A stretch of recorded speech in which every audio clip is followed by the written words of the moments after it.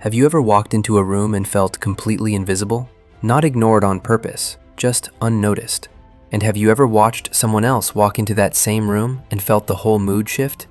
Nobody claps, nobody says a word, but people sit up a little straighter, conversations soften, eyes drift toward them without anyone deciding to look.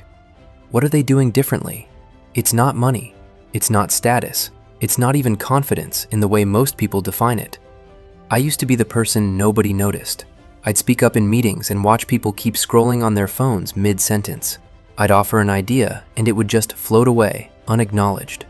So I started studying the people who actually did get listened to, not the loudest ones, not the ones with the fanciest titles, just the ones who, when they spoke, everyone else automatically leaned in.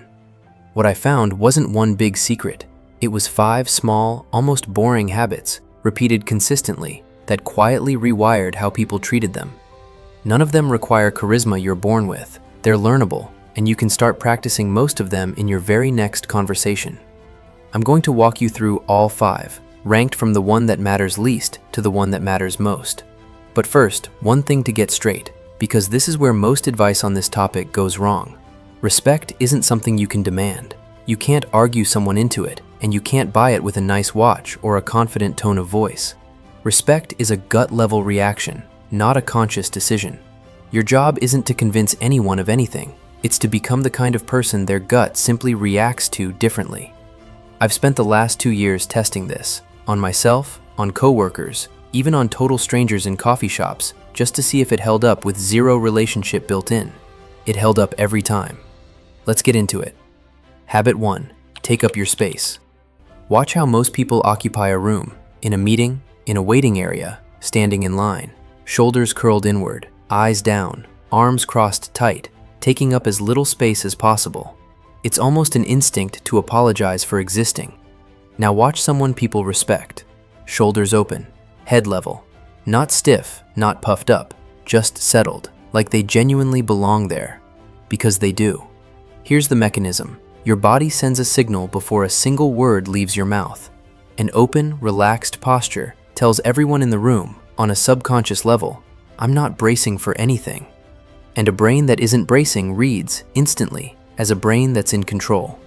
Try it right now. Roll your shoulders back, unclench your jaw.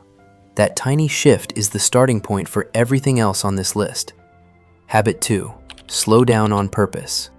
Respected people are almost never visibly in a rush. They walk at a normal pace. They pause for a beat before answering instead of jumping in immediately. They let silence sit instead of scrambling to fill it.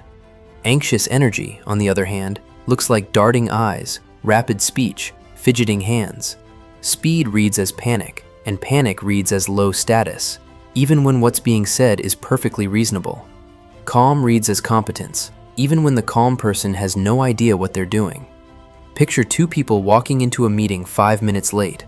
One sprints in, apologizing, scrambling for a seat. The other walks in unhurried, nods, sits down like nothing happened. You already know which one the room takes more seriously. Start small. Today, answer one question slightly slower than feels natural. Let a 1-second pause sit before you respond. It'll feel strange for a few days. Then it'll start to feel like power. Habit 3. Hold eye contact like you mean it. This is the habit that scares people most when they first try it, which is exactly why it works. Most people glance away within a second of meeting someone's eyes, down at the floor, at a phone, toward the exit. It's a tiny, automatic flinch most of us don't even notice, but that flinch reads as discomfort, and discomfort reads as low confidence, regardless of how confident the person actually feels inside. The fix isn't staring someone down. That's unsettling in a different way. The trick is rhythm. Hold eye contact for about 3 seconds, glance away, then return. Done this way, it feels natural instead of intense. I tried this for the first time in a performance review I was dreading. Normally, I'd study the table the whole conversation. This time, I just looked at my manager. 3 seconds, glance, return. Nothing about what I said changed, but how it landed clearly did. Habit 4. Listen like the conversation is the only thing happening. Here's the part that trips people up. You don't earn respect by talking more. You earn it by listening better than almost anyone else does. Most people, when someone's talking, are quietly drafting their next sentence instead of actually hearing the current one. It shows in the timing of responses, in slightly glazed over eyes. People can feel when they're being half listened to, even if they can't say exactly why. The people who get respected do the opposite. They go quiet. They track the other person's face, not their own thoughts. They ask one good follow-up question instead of redirecting back to their own story. It costs nothing, and it makes the other person feel, for that moment, like the most important person in the room. In your next conversation, try this. Don't think about your reply until the other person has completely finished. Just absorb. You'll be surprised how much that one shift changes the way people respond to you. And the next habit is the one that ties everything together.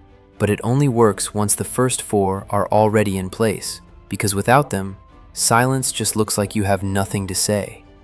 Habit 5. Let silence do the talking. This is the move that separates people who are merely liked from people who are genuinely respected. When a room gets loud, an argument, a crisis, everyone talking over everyone else, most people feel pressure to add their voice to the noise. Resist it. Stay quiet. Watch. Let the chaos burn itself out. In a room full of noise, silence is the only thing that stands out. By the time you finally speak, people aren't just hearing your words, they're leaning in, because you're the one person who hasn't said anything this whole time. I watched this happen in a meeting that spiraled into a shouting match over a missed deadline. One person didn't say a word for nearly 10 minutes. When the noise finally died down, she said 6 words. What does the client actually need?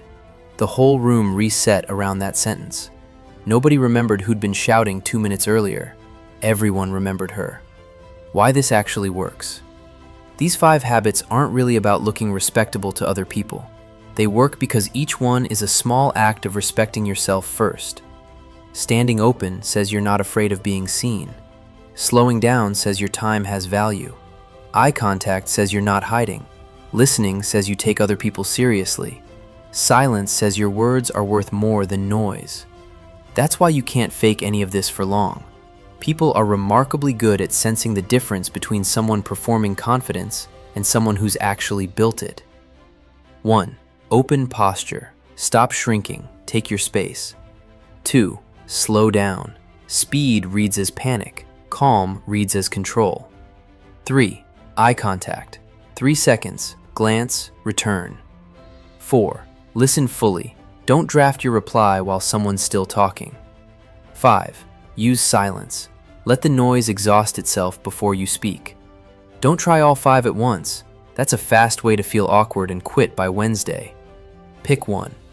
Try it deliberately for the next 7 days, in real conversations with real stakes. Notice what shifts, not just how people respond to you, but how you feel about yourself in the moment. Come back and tell me which one moved the needle the most for you.